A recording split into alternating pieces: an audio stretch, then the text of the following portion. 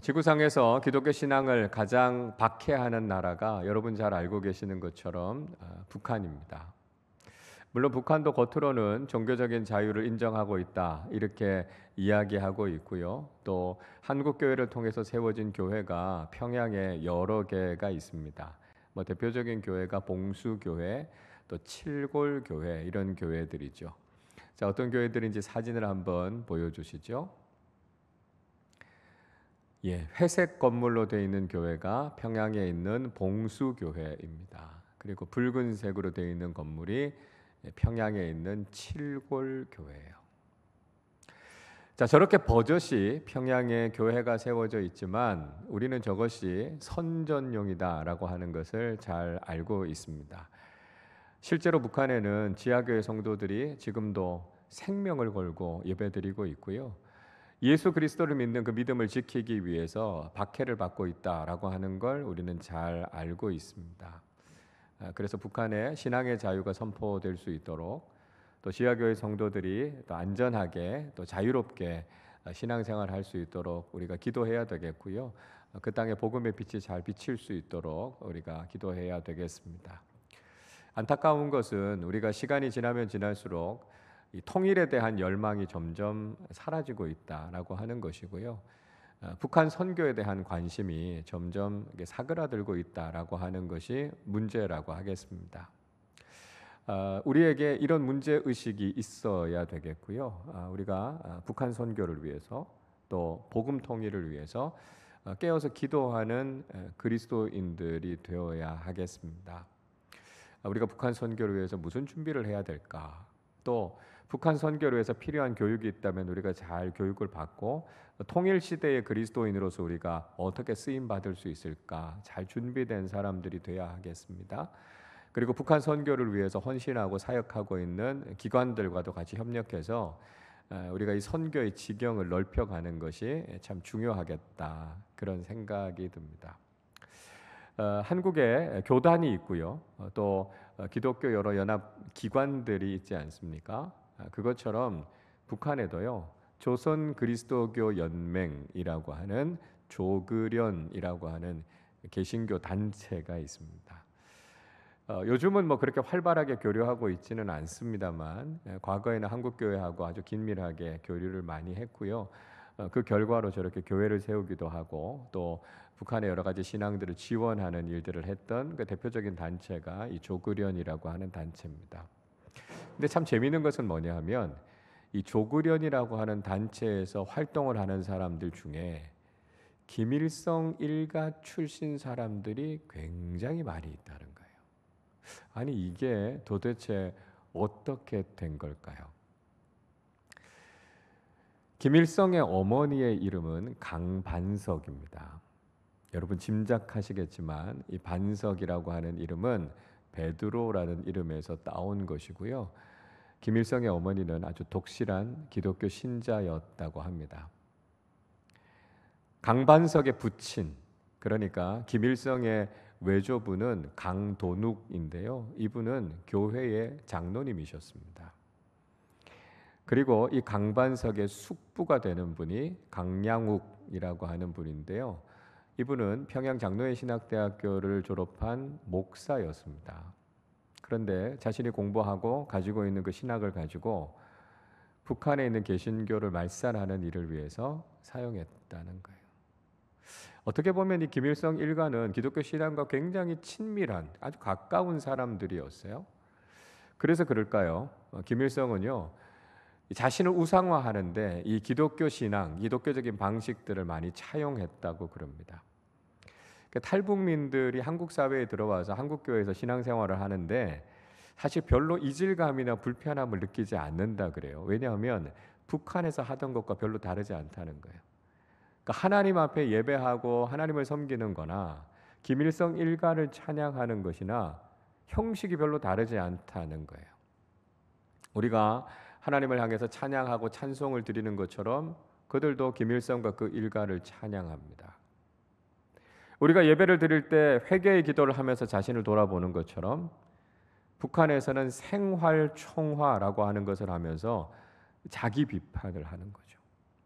우리가 성경을 읽고 하나님의 말씀을 듣는 것처럼 그들도 김일성, 김정일이 했던 이야기들을 들으면서 세뇌 교육을 받는다는 거예요. 그러니까 김일성을 우상화하는 데 있어서 이런 기독교적인 방식을 아주 철저하게 카피해서 그걸 사용하고 있다라고 하는 것이죠. 자, 어떻게 보면 기독교와 가장 가까이 있었던 사람들이 기독교 신앙과는 가장 멀리 있는 체제, 아니 오히려 기독교를 핍박하는 반기독교적인 체제인 주체사상과 공산주의를 더 공교하게 세웠다라고 하는 것은 참 아이러니가 아닐 수 없죠. 자, 그런데 이런 문제는요, 단지 북한에서만 일어나고 있는 일이 아니라는 거예요. 우리가 잘 아는 것처럼 석유 기독교권 사회는 기독교 신앙이 중심이 됐던 국가들, 사회 아닙니까? 근데 우리가 알고 있는 것처럼 북미와 서구 기독교권이 심각하게 지금 신앙이 흔들리고 있는 상황 속에 있습니다. 우리는 유럽의 기독교가 완전히 쇠퇴했다, 이런 이야기들 참 많이 듣게 되죠. 그리고 기독교 신앙의 보루라고 여겨졌던 이 미국이라고 하는 나라도 국민들 중에 자신이 그리스도인이다라고 하는 정체성을 가지고 있는 사람들이 50%가 안 된다는 거예요. 그러니까 이제 비신앙 국가, 세속적인 국가로 전락해버리고 말았다라고 하는 거죠. 자, 도대체 왜 이런 문제들이 일어나게 됐을까요?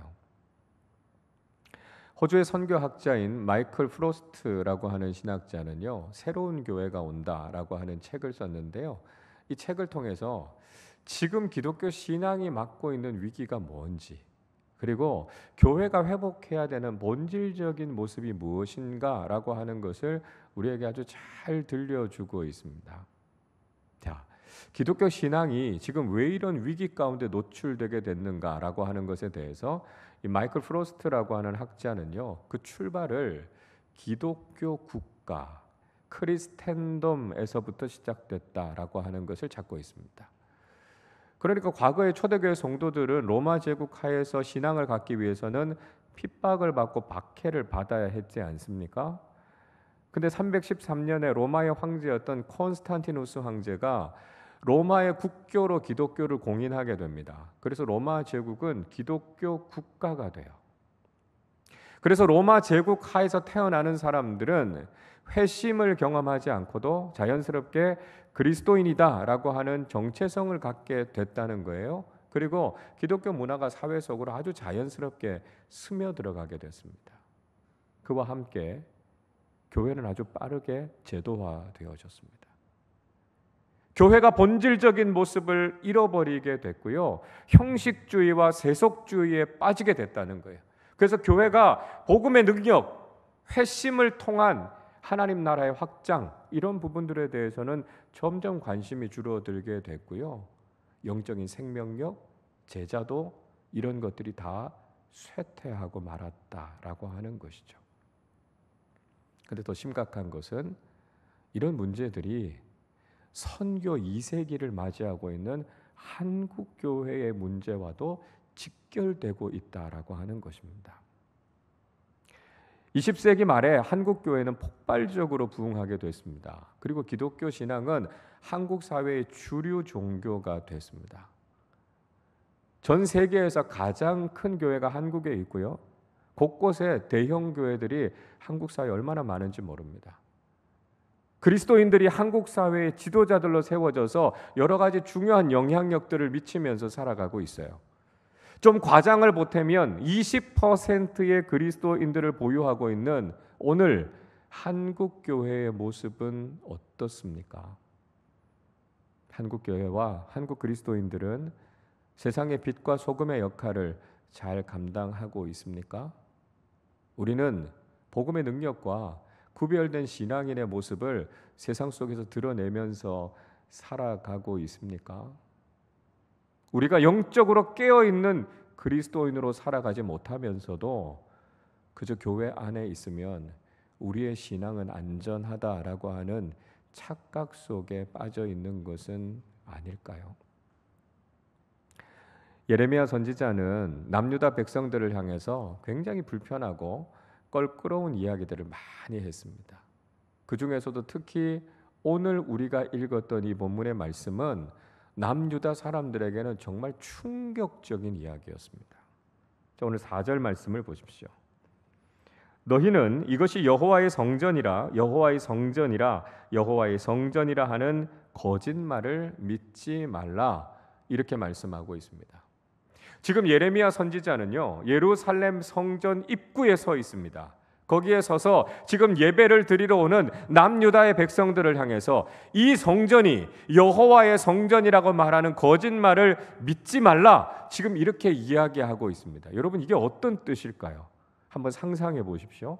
오늘 우리가 예배를 드리기 위해서 교회 입구로 들어오지 않았습니까? 그런데 누군가가 교회 입구에 서서 이건 교회가 아닙니다 라고 이야기하는 사람이 있다면 여러분 어떠시겠어요? 이거 굉장히 충격적인 이야기 아닙니까? 근데 놀라운 것은 예루살렘 성전을 향해서 이렇게 이야기했던 것이 예레미야만이 아니었다는 것입니다. 우리 주님 예수님께서도 예루살렘 성전을 향해서 이와 비슷한 말씀을 하시지 않으셨습니까? 요한복음 2장 19절에서 이렇게 말씀하십니다. 예수께서 대답하여 이르시되 너희가 이 성전을 헐라 내가 사흘 동안에 일으키리라. 예수님께서 예루살렘 성전에 들어가셔서 그 성전 안에서 돈을 바꾸는 사람들, 짐승을 팔고 있던 사람들을 다 쫓아내셨습니다. 그리고 예루살렘 성전을 허물라고요, 예수님께서 3일 만에 그 성전을 다시 세우시겠다 말씀하셨습니다. 그 이야기를 듣고 유대 종교 지도자들이 얼마나 화가 났겠습니까? 또 헛웃음이 났겠죠. 아니, 46년 동안이나 지어진 이 헤롯 성전을 어떻게 3일 만에 다시 짓는다는 말입니까? 그리고 감히 성전을 허물다니요? 그러니까 유대인들의 입장에서는 이거 신성모독에 해당되는 이야기였다는 것이죠. 더구나 하나님의 아들임을 자처하시는 예수님께서 성전을 허물어버리라 이렇게 말씀하셨다는 것을 우린 도대체 어떻게 받아들여야 하겠습니까? 여러분, 예레미야 선지자가 예루살렘 성전을 향해서 이것은 하나님의 성전이 아니다 라고 말한 진짜 의미가 무엇이었겠습니까? 그 이유는요, 그들이 성전에 나와서 예배를 드리고 있지만 그 예배가 그들에게 아무런 영적인 유익이 없었다는 것입니다. 그들은 예루살렘 성전에 와서 예배드리면 하나님이 이 예배를 받으실 것이라고요, 우리가 이렇게 예배하니까 하나님께서 우리에게 영적인 복을 주실 거라고요, 그렇게 생각했다는 것이죠. 그러나 그런 습관적이고 형식적인 예배를 하나님께서 기뻐 받으시지 않는다고요, 그것은 아무런 영적인 유익이 없다는 것을 말씀하고 있습니다. 오늘 8절 말씀도 보십시오. 보라, 너희가 무익한 거짓말을 의존하는도다 말씀합니다. 아무런 유익이 없는 거짓말이라는 거예요. 그저 형식적으로 와서 예배한다고 해서 하나님께서 그 예배에 임재하시는 것도 아니고요, 하나님께서 그 예배를 통해서 복을 베풀어 주시는 것도 아니다라고 하는 것을 말씀하고 있습니다. 왜 그들이 드리는 예배가 무익한 예배였을까요? 왜냐하면 예루살렘 성전에 와서 제사 드리는 남유다 백성들의 삶이 신앙인다운 삶이 전혀 아니었다는 거예요. 종교적인 의식으로 예배하기는 하지만 그들의 삶은 정말 신앙인다운 모습이 아니었다라고 하는 것이죠. 그들의 모습이 어땠습니까? 9절의 말씀을 보세요. 너희가 도둑질하며 살인하며 간음하며 거짓 맹세하며 바알에게 분향하며 너희가 알지 못하는 다른 신들을 따르면서, 이렇게 말씀합니다. 자, 그들은 신앙인으로서는 해서는 안 될 일을 했다는 거예요. 그는 겉으로는 예배하고 있었지만 실제로는요, 죄악된 삶을 살고 있었다는 거예요. 그들은 도둑질하고 거짓말하고 간음하고 또 남의 것들을 빼앗고 죽이는 일들을 했다는 거예요. 적어도 그들이 신앙인이라고 이야기하고 있지만 그들은 도덕적으로 윤리적으로 올바르고 선한 삶을 살지 못했다는 거예요. 적어도 신앙인이라고 하면 세상의 다른 사람들과는 구별된 선하고 바른 삶을 살아야 될 텐데 그들의 삶은 전혀 모범이 되지 못했다는 것입니다. 그뿐만이 아니었어요. 그들의 예배도 엉망이었다는 것이죠. 그들은 하나님께만 예배를 드리는 것이 아니라 바알과 각종 우상들을 숭배했다라고 하는 것이죠. 여러분, 하나님을 경외하는 신앙이라는 것이 무엇입니까? 오직 하나님만을 섬기고 전심으로 하나님께만 예배드리는 것, 그것이 올바른 신앙 아닙니까? 그런데 그들은 하나님도 섬기고 이방의 다른 신들도 섬기면서 둘 사이에서 왔다 갔다 하고 있는 신앙이었다라고 하는 것이죠. 그런 신앙의 모습을 가지고 있으면서도 그들은 구원을 자신하고 있었습니다. 10절은 이렇게 말씀합니다. 내 이름으로 일컬음을 받는 이 집에 들어와서 내 앞에 서서 말하기를 우리가 구원을 얻었나이다 하느냐, 이는 이 모든 가증한 일을 행하려 함이로다 말씀합니다. 그들이 이렇게 형식적으로 잘못된 신앙을 가지고 있으면서도 그들은 구원받았다라고 하는 것을 자신하고 있었다라고 하는 거예요. 잘못된 신앙의 모습을 갖고 있으면서도 그들은 하나님께 복을 받고 하나님의 자녀로 구원을 약속받았다고 자신하고 있었다라고 하는 거죠. 이들의 모습을 보면서 예레미야 선지자는 11절에서 이렇게 말씀합니다. 그들이 하나님의 이름으로 일컫는 그 집을 도둑의 소굴로 만들어 버렸다고요. 예레미야 선지자는 예수님께서 하신 말씀과 똑같은 말씀을 하고 있습니다. 그저 종교적으로 형식적으로 봐서 제사를 드릴 뿐, 그들은 신앙인다운 삶도 진정한 예배도 없는 껍데기뿐인 신앙의 모습이었다라고 하는 것을 지적하고 있는 것이죠. 자, 여러분, 그렇다면 오늘 그리스도인으로서 교회로서 예배하고 있는 우리의 모습은 어떻습니까? 예루살렘 성전에서 예배드리고 있었던 남유다의 백성들과는 다르게 우리는 온전한 마음으로 하나님 앞에 예배하고 있습니까?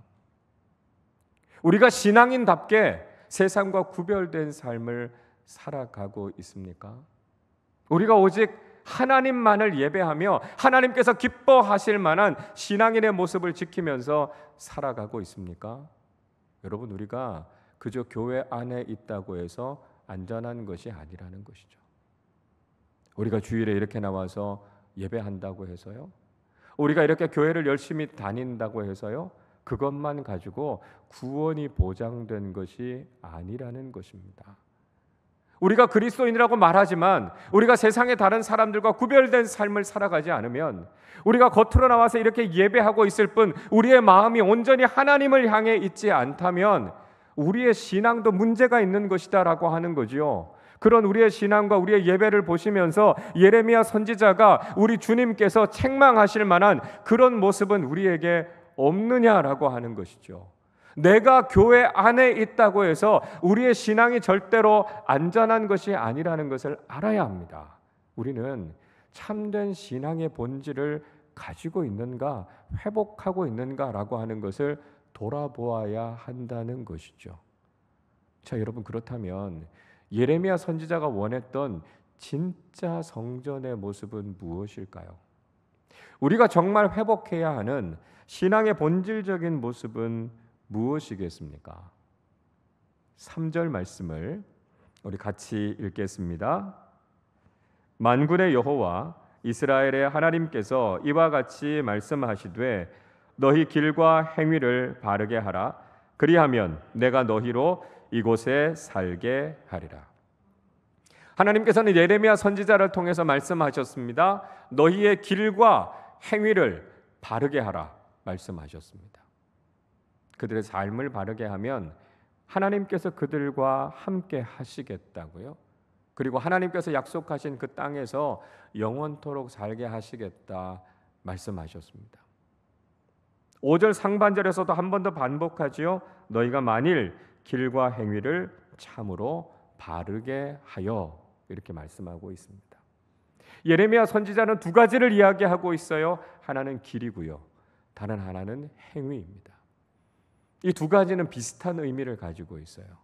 길이라고 하는 것은 신앙인으로서 살아가는 삶의 방식, 삶의 습관을 이야기하고 있습니다. 그러니까 신앙인답게 도덕적이고 윤리적으로 바른 삶의 모습을 가져야 된다는 거예요.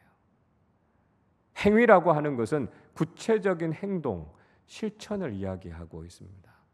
그렇게 올바른 신앙인으로 살아가기 위해서 우리가 삶 속에서 해야 되는 여러 가지 행동의 지침들을 이야기하고 있다라고 하는 것이죠. 그러니까 우리는 신앙인다운 삶을 살아야 하고요. 우리의 온 마음으로 하나님 앞에 예배하는 사람들이 되어야만 우리가 진정한 신앙인이다라고 하는 것을 이야기하고 있다라고 하는 것입니다. 자, 그러면 예레미야 선지자가 구체적으로 그들의 행동이 어떻게 바뀌어야 된다고 이야기하고 있습니까? 5절과 6절 말씀 우리 한 번 더 같이 읽겠습니다. 너희가 만일 길과 행위를 참으로 바르게 하여 이웃을 사이에 정의를 행하며 이방인과 고아와 과부를 압제하지 아니하며 무죄한 자의 피를 이곳에서 흘리지 아니하며 다른 신들 뒤를 따라 화를 자초하지 아니하면. 예레미야 선지자는 앞에서 지적했던 두 가지의 잘못에 대해서 바로잡으라 말씀하고 있습니다. 그들의 잘못된 신앙을 회개하고 돌이켜야 된다는 것을 이야기하죠. 그 두 가지가 무엇입니까? 하나는 이웃들에게 정의를 행해야 한다라고 하는 것입니다. 수평적인 관계 속에서, 이웃들과의 삶의 관계 속에서 하나님의 정의를 실천하는 사람들이 되어야 한다는 것이죠. 그 중에 한 가지가 무엇입니까? 사회적인 약자들을 돌볼 수 있어야 된다는 것입니다. 당시에 대표적인 사회적 약자들은요, 고아들, 과부들, 나그네들이었습니다. 자, 이들은 신앙인들이라면 마땅히 그들에게 관심을 갖고 돌보아야 할 대상들이었습니다. 우리가 신앙인이라고 하면서도 사회에서 소외되어 있는 사람들을 돌보지 않는다면, 그들을 외면한다면 우린 신앙인으로서 바르게 살아가는 것이 아니다라고 하는 것이죠. 오히려 무고한 사람들을 해치고 소외된 사람들을 괴롭게 하고 힘들게 한다면 우리가 어떻게 신앙인이라고 불릴 수 있겠는가라고 하는 것이죠. 그래서 우리가 살아가는 삶의 현장 속에서도 사랑과 정의를 실천하는 사람들이 되어야 한다는 것입니다. 다른 하나는요, 하나님만을 섬기는 신앙을 가져야 한다는 것이죠. 우리가 하나님도 섬기고 바알과 아세라라고 하는 풍요의 신, 만몬의 우상도 섬기는 그런 혼합주의적인 신앙을 버려야 된다는 거예요.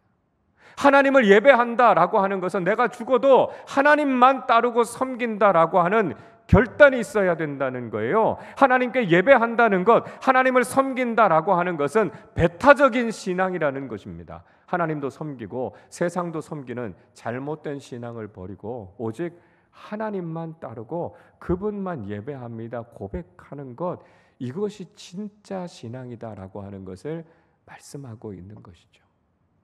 그래서 그저 형식적으로 나와서 예배한다라고 하는 것에 만족하고 있을 것이 아니라 우리의 삶이 신앙인다운 삶이 되어야 하고요.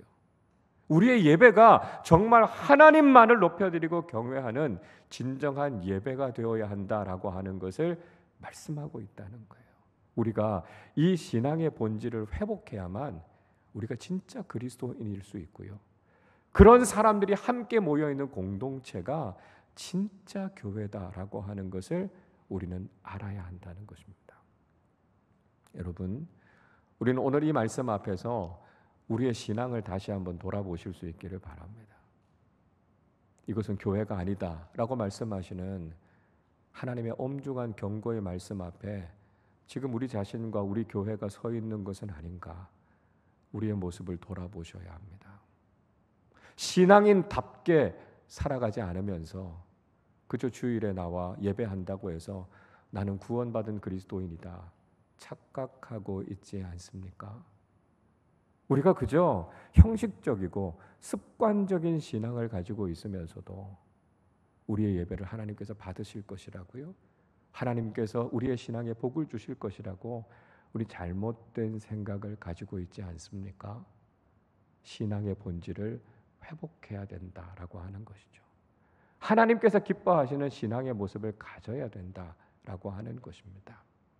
여러분, 예레미야의 말을 우리가 다시 한번 생각해 보면 진정한 신앙이란 두 가지의 관계를 바르게 세우는 것을 우리에게 이야기하고 있습니다. 올바른 신앙이 무엇입니까? 올바른 신앙이라고 하는 것은 그저 형식적인 종교 의식에 그치는 것이 아니라 올바른 관계를 정립하는 것이다라고 하는 것이죠. 그것은 하나님과의 수직적인 관계를 바르게 세우는 것이고요. 이웃들, 형제 자매들과의 수평적인 관계를 바르게 세우는 것입니다. 우리가 아무리 교회에 열심히 나오고요, 우리가 교회 안에서 아무리 열심히 사역을 한다 할지라도 우리가 하나님을 사랑하는 마음으로 예배하지 않고 형제와 자매를, 우리의 이웃들을 나 자신처럼 사랑하면서 삶의 자리에서 정의를 실천하지 않는다면 우리의 신앙은 가짜고요. 그런 사람들이 모여있는 교회는 진짜 교회가 아니다라고 하는 것입니다. 예수님께서도 바로 그런 차원에서 말씀하지 않으셨습니까? 한 율법사가 예수님에게 와서 율법 중에 가장 큰 계명이 무엇인지를 예수님께 여쭈었습니다. 예수님께서 그 말씀을 들으시고 마태복음 22장 37절부터 40절에서 이렇게 말씀하셨습니다. 예수께서 이르시되 내 마음을 다하고 목숨을 다하고 뜻을 다하여 주 너의 하나님을 사랑하라 하셨으니 이것이 크고 첫째 되는 계명이요 둘째도 그와 같으니 내 이웃을 내 자신같이 사랑하라 하셨으니 이 두 계명이 온 율법과 선지자의 강령이니라. 예수님께서는 율법에 대해서 딱 두 가지로 요약하셨습니다. 하나는 하나님 사랑이었고요, 또 다른 하나는 이웃 사랑이라는 것입니다. 신앙의 본질이 무엇입니까? 그저 우리가 이렇게 나와서 예배하고 있다라고 하는 이 자체가 중요한 것이 아니고요, 온 마음을 다해서 하나님 사랑하는 그 마음을 가지고 하나님과의 관계를 세워나가고 이웃들을 내 자신처럼 사랑하는 마음을 가지고 삶 속에서 그 사랑을 실천하는 것이 진짜 신앙이라는 것입니다.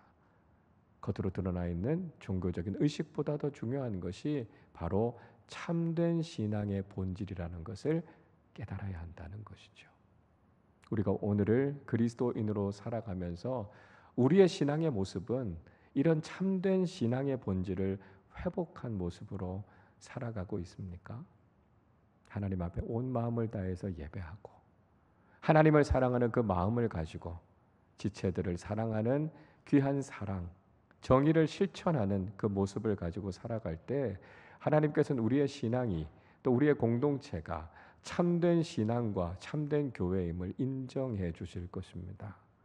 신앙의 참된 본질이 무엇인지를 깨닫고 하나님께서 기뻐하시는 믿음의 삶, 믿음의 공동체를 세워가는 우리 모두가 되시기를 주님의 이름으로 축원합니다. 우리 시간에 같이 찬양하고 기도하도록 하겠습니다. 하나님께서 우리를 세상 가운데서 불러주셔서 하나님의 백성으로 교회로 세워주셨습니다. 우리가 그저 형식적이고 종교적인 의식에 머물러 있는 것이 아니라 신앙의 본질을 회복한 참된 그리스도인으로, 참된 교회로 세워지게 하여 주시옵소서. 우리 고백 담아서 함께 찬양하도록 하겠습니다. 우리는 주의 백성이오니, 우리는 주의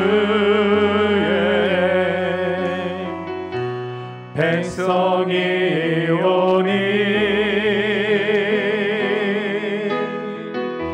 주의 그 큰 이름 선포합니다. 이곳 어두운 세상에, 이곳 어두운 세상에 빛으로 부르셨네. 주의 얼굴 구할 때 역사하소서. 교회를 세우시고 교회를 세우시고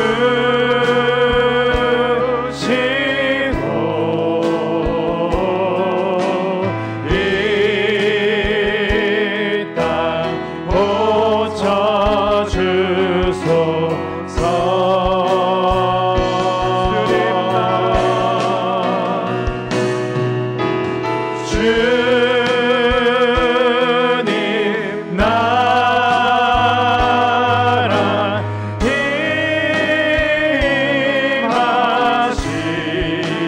임하시고 주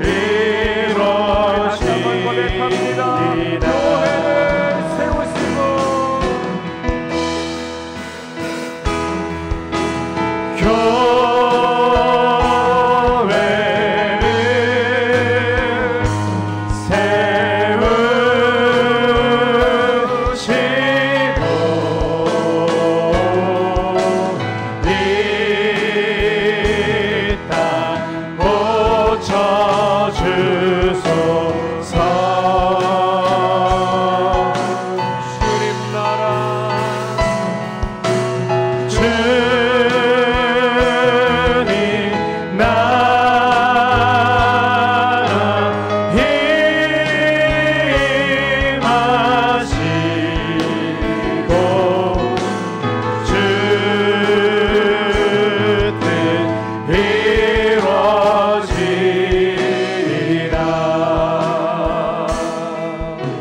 교회를 세우시고 우리가 지금 교회로 이렇게 모여 있지만 우리가 정말 하나님께서 기뻐하시는 진정한 교회인가 우리 생각해 보셔야 합니다. 교회 안에 있다고 우리의 영혼은 안전하지 않습니다. 우리가 그저 예배의 자리에 나와 있다고 우리가 구원을 보장받는 것이 아닙니다.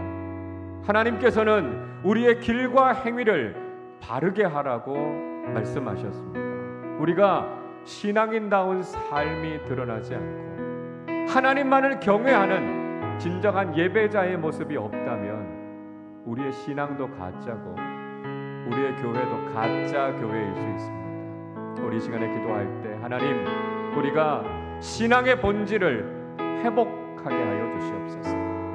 하나님만을 사랑하며 온 마음을 다해 하나님 앞에 예배하게 하시고 사랑하는 우리 이웃들에게 사랑과 정의를 실천하는 참된 신앙인의 모습으로 살아서 우리의 삶이, 우리의 신앙이 하나님을 기쁘시게 하는 믿음의 사람들로, 믿음의 공동체로 살게 하여 주시옵소서. 우리 말씀을 생각하며 함께 합심으로 기도하겠습니다. 하나님 아버지 감사합니다. 우리의 신앙을 다시 한번 돌아보게 하시고 하나님 아버지 우리가 참된 신앙의 본질을 바르게 깨닫고 있는지를 돌아볼 수 있도록 주여 은혜를 베풀어 주심을 감사합니다. 하나님 아버지, 예레미야 선지자가 이것이 하나님의 성전이라고 말하는 거짓말을 믿지 말라고 이야기했던 것처럼 하나님, 오늘 우리의 신앙이, 우리의 공동체가 그저 껍데기뿐인 잘못된 모습은 아니었는지 반성하며 돌아보게 하여 주시옵소서. 신앙인이라면 세상과 구별된 신앙인다운 삶, 하나님의 윤리적인 기준에 따라 올바르고 정의로운 믿음의 삶을 살아가게 하여 주시옵소서. 하나님, 우리가 드리는 예배가 온 마음으로 하나님만을 섬기며 예배하는 참된 예배가 되게 하여 주시옵소서. 하나님, 그래서 우리가 참된 신앙의 본질을 회복하게 하여 주셔서 하나님께서 기뻐하시는 그리스도인으로, 하나님께서 칭찬하실 만한 교회로 설 수 있도록 아버지 하나님 함께 하여 주시옵소서. 하나님 사랑과 이웃 사랑에 하나님이 두 관계를 회복하게 하여 주시고 그 마음을 가지고 신앙인다운 예배로, 신앙인다운 삶으로 하나님 앞에 영광을 올려드리게 하여 주셔서 하나님 아버지, 우리가 참된 신앙인으로, 참된 교회 공동체로 하나님께서 기뻐하실 만한 믿음의 길을 걸어갈 수 있도록 하나님 아버지, 저희들의 삶과 우리의 신앙을 지켜주시고 인도해 주시고 우리가 그렇게 바른 믿음의 길을 걸어가게 하여 주시옵소서. 하나님 아버지, 우리를 세상으로부터 구별하여 주시고 하나님의 자녀로, 믿음의 공동체로 살아가게 하심을 감사합니다. 하나님, 그러나 때로는 우리의 신앙이 그저 형식뿐이고 껍데기와 같은 잘못된 신앙의 모습은 아니었는지 돌아보게 하여 주시옵소서. 하나님, 우리의 삶 속에 신앙인다운 올바르고 정의로운 삶이 드러나게 하여 주시고 하나님 앞에 형식적으로 예배하는 것이 아니라 온 마음을 다해 오직 하나님만을 사랑합니다 고백하며 예배하는 참된 예배자들이 되게 하여 주시옵소서. 참된 신앙의 본질을 회복하여서 하나님께서 기뻐하시는 믿음의 사람으로, 하나님께 칭찬받는 믿음의 공동체로서는 우리 아름다운 교회 되게 하여 주시옵소서. 하나님 사랑과 이웃 사랑의 이 신앙 본질을 바르게 실천하며 참된 그리스도인의 모습으로, 참된 교회의 모습으로 회복되는 은혜와 복을 우리 모두에게 허락하여 주시옵소서. 감사드리며 예수님의 이름으로 기도하옵나이다. 아멘.